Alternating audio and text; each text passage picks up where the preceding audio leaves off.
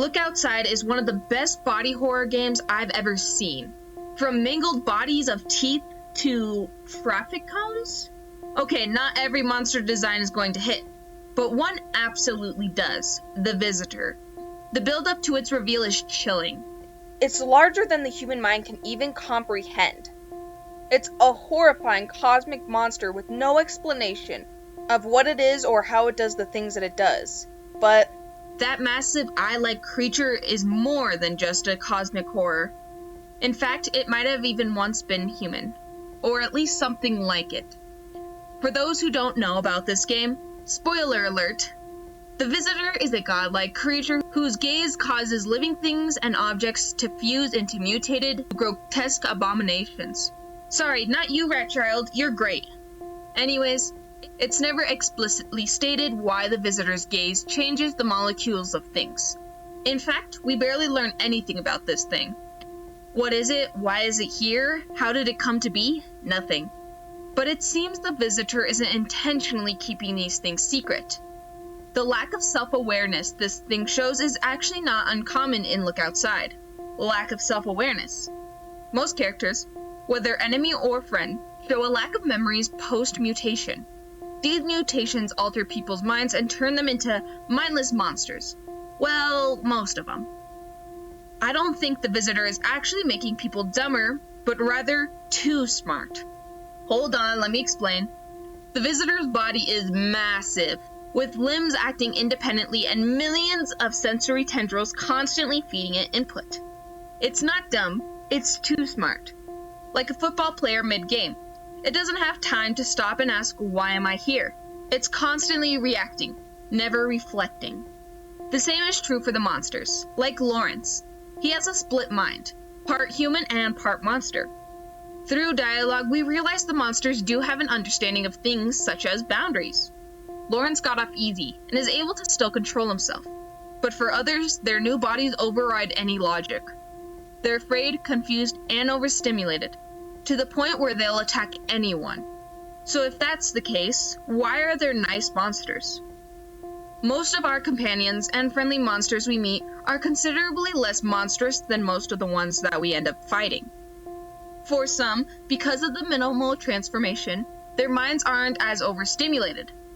However, there are a few exceptions, like Joel or Grinner, who would surely be overstimulated with their bodies and yet remain neutral. This could be because of three things. Innocence or low self-awareness, like Joel, can make it hard for overload to actually happen. It could also be mental collapse, where the brain input is not registering the overstimulation. Or high intelligence, like Lawrence, for example, who studied psychology. That training may have helped him process his monstrous side, and maybe even tame it one day.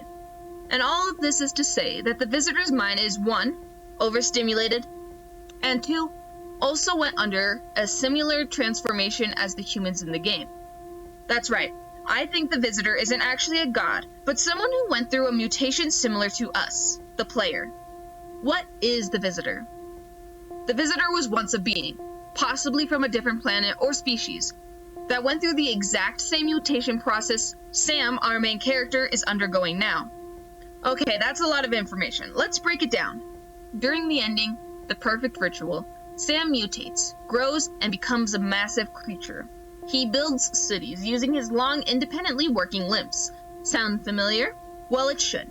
The very first time I saw Sam's monster appearance and the description, I instantly thought of the Visitor.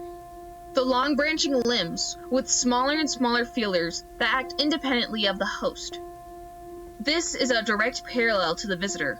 Over millions of years, Sam will outgrow Earth and become the next Visitor. Wait, but the Visitor stated that he was the only one of his kind he's ever seen. But what if the Visitor just forgot? The same way the mutants forget their past. Or more likely, what if the previous Visitors just left to a dark, faraway place? The Visitor's purpose. I think the Visitor is part of a strange cycle. It watches planets, trying to find a worthy successor, then leaves. But the successor can't be just anyone. It has to be someone who can survive. One that can reach out to the Visitor, and most importantly, can change the Visitor's perspective of things. This is what happens to Sam. And after the next visitor is chosen, they leave. But where do the old visitors go? Well, the visitor says they are going to somewhere dark and far away. Far away? How far is far away for something larger than a galaxy? The answer is past space. If you didn't know, space is growing, and I believe that the visitor wants to go past space, to infinity and beyond. But what is it looking for? Perhaps a civilization of previous visitors, or maybe an afterlife, or maybe answers. A place so void of anything that the visitor can just sit there and think. Something it hasn't done in a long, long time. But why Sam? Why not the others? 3 reasons. His slow exposure, his empathy, and Sable. First of all, his slow exposure preserved his mind. In the ending, you have 2 choices. Look at the visitor or not. If you look at the visitor, the overstimulation breaks Sam's mind, turning him evil. But if you don't look at his true form, your mind stays stable. This transformation possibly took years to complete. This hints at a direct correlation between slow exposure to stimulation versus overstimulation, affecting the consciousness of a person. The worshippers, on the other hand, had only 15 seconds before they lost control because of the suddenness of everything happening. Secondly, Sam is very empathetic to the monsters in this world. You can make so many friends with the monsters despite their looks or even being attacked by them. This hints at Sam's good, unbiased intentions, but also his adaptability. Then lastly, there's Sable. Not much is known about this character. She plays as your neighbor and is mainly there to save your game. But even though she was the first person to see the visitor a month prior to his arrival, she hasn't turned into a monster yet. At first, I thought perhaps Sable was another part of the visitor, a small tendril that was scouting out Earth. But the game makes it very clear that she was once human and had a life prior to the visitor. But the main thing that stuck out was that she knew that this event was only going to last for 15 days. She claims that someone told her about it. Well, what if that person was the visitor? I believe that Sable was the original successor for the visitor, but she simply couldn't handle it. Throughout the game, she stays locked in her apartment, terrified. Her mind begins to snap. Her memories start to fade as the overstimulation takes over.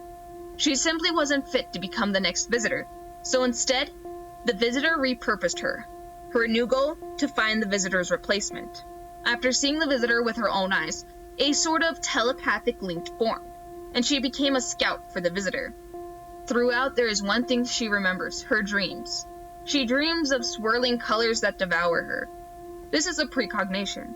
Unfortunately, Sable did not become the next visitor. She fused with the current one. That's where she disappears to by the end of the game. To what end? The visitor will leave, and in some million years, Sam will rise as the new visitor, and the cycle will repeat. But to what end? The visitors want to help. Sam's existence as a monster is to rebuild society and help humanity. After he outgrows Earth, he'll be in search of new people to help. Unfortunately, the visitor's incomprehensible nature ruins most planets it comes across, and it doesn't even realize it's hurting anyone because it's too overstimulated to notice the damage. But every couple million years, it runs into one special person, a person to replace it, and try again. A vicious cycle of wanting to help, resulting in horror. Horror so horrifying that even the visitor must leave in order to comprehend what it has done. Until next time, keep exploring lore, one pixel at a time.